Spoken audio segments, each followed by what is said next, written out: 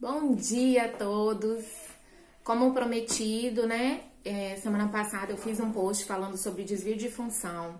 E aí eu falei que é um assunto que gera muito debate, né? E aí eu ia vir aqui falar para vocês. Então eu vou falar um pouquinho para vocês sobre acúmulo e desvio de função.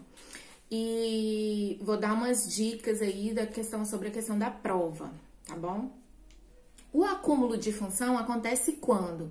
Acontece quando você é contratado para exercer uma determinada função e aí você exerce a sua função e a de outra pessoa. Você exerce atribuições da sua função e de uma outra função. Isso se chama acúmulo de função. Um exemplo, vamos supor que você tenha sido contratado para trabalhar como técnico de enfermagem. E aí, você trabalhava como técnico e tinha o auxiliar de enfermagem. Vamos supor que o auxiliar de enfermagem foi demitido. Na prática, geralmente acontece muito assim. O auxiliar de enfermagem foi demitido e aí você passou a exercer as funções do técnico e do auxiliar, né? Você exercia as suas funções e as funções do auxiliar para você dar conta do trabalho. Então, isso é acúmulo de função. Você continua exercendo as atribuições da sua função e exerce as atribuições de uma outra função, ok? O desvio de função acontece quando você passa a exercer atribuições de outra função. Uma função geralmente superior à sua, né? Que precisa de mais conhecimento técnico. Então, vamos manter o mesmo exemplo. Você foi contratado como auxiliar de enfermagem. E aí você continuou estudando, fez o curso de técnico de enfermagem. A partir do momento que você fez o curso de técnico de enfermagem, que você começou ali a mostrar para o seu chefe que você já sabia desenvolver essas funções, o seu chefe começou a te colocar, a te dar atribuições de um técnico de enfermagem. Então ele passou a pedir você para fazer medicação, para acompanhar o paciente, né, para fazer um curativo. E aí você parou de exercer as atribuições de auxiliar de enfermagem e passou a exercer as funções de um técnico em enfermagem. Então, isso é um desvio de função, tá? Na prática, geralmente, você não começa trabalhando em desvio de função, né? Normalmente, o empregador, ele contrata a pessoa, né, num nível menor, né? E aí vê que essa pessoa tem potencial ou essa pessoa já tem uma qualificação técnica, mas aí ele fala que só tem essa vaga, né, inferior. E na prática começa a te pedir, né, para você fazer algumas atribuições para poder até ver como um teste, né, para ver se você sabe. E a partir do momento que ele tem uma confiança de que você realmente sabe exercer a função, ele começa a te dar atribuições exclusivamente dessa outra função, mas você recebendo um salário menor, um salário inferior. Então, isso é o desvio de função. Você passa a exercer uma outra função, ok? Então, já diferenciamos acúmulo de desvio de função. Agora, o grande problema. O artigo 456 da CLT, que eu vou colocar aqui para vocês verem, ele fala no parágrafo único que o empregado, ele se obriga a exercer qualquer atribuição que esteja compatível com as suas condições pessoais. Aí é que entra o problema. Hoje, o que o empregador e até o judiciário tem entendido, se você está exercendo atribuições, né, de uma função compatível com suas condições e está dentro do horário de trabalho, você não precisa receber, o empregador não precisa te pagar por um acúmulo de função, porque na verdade o empregador está te contratando para trabalhar 8 horas diárias, por exemplo. E aí você estaria responsável por fazer qualquer atribuição que o empregador te determinar, né, desde que esteja compatível com suas condições pessoais.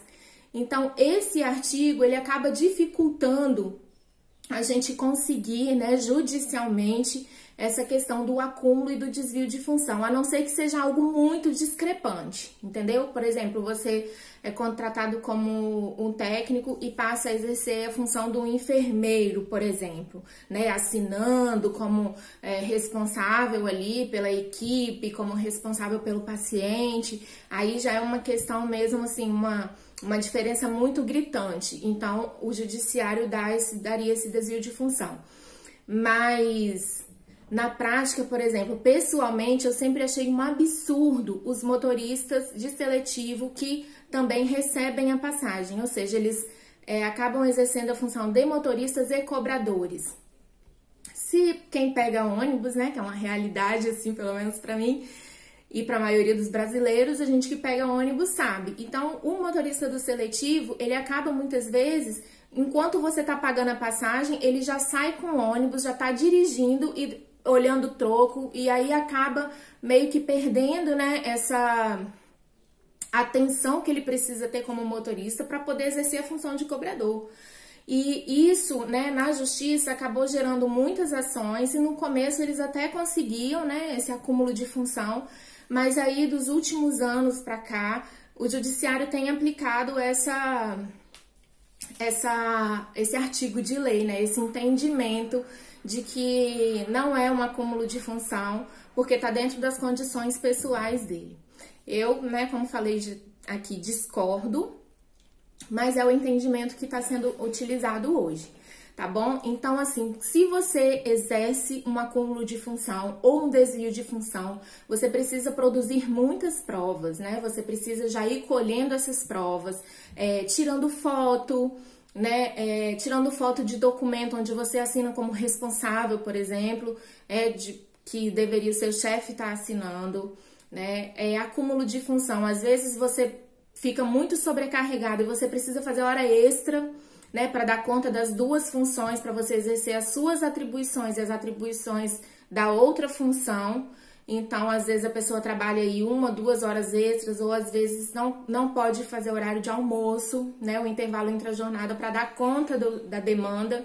Então, se a gente conseguir fazer essa prova de que você está ultrapassando, né, a sua jornada para poder dar conta de fazer serviço de duas funções, aí a gente conseguiria na justiça. Então, o mais importante é você colher as provas, ok? Então, fiquem atentos. Se estiver passando por isso, busque, vai conversar com um advogado antes de sair da empresa, para que o advogado possa te orientar, para você saber como que você deve agir, né, perante o empregador, se você estiver muito sobrecarregado com isso, se não estiver legal, para a gente ver se seria o caso aí de uma rescisão indireta, enfim. Cada caso é um caso, então procura sempre uma orientação de um profissional qualificado para poder estar te orientando e para você ter êxito, né, na justiça, tá bom? Então, espero ter ajudado vocês. Curtam, comentem, compartilhem. Ficou com alguma dúvida? Deixa o comentário aqui ou manda um direct que a gente está sempre disponível para estar tirando as dúvidas, ok? Fiquem com Deus, até o próximo!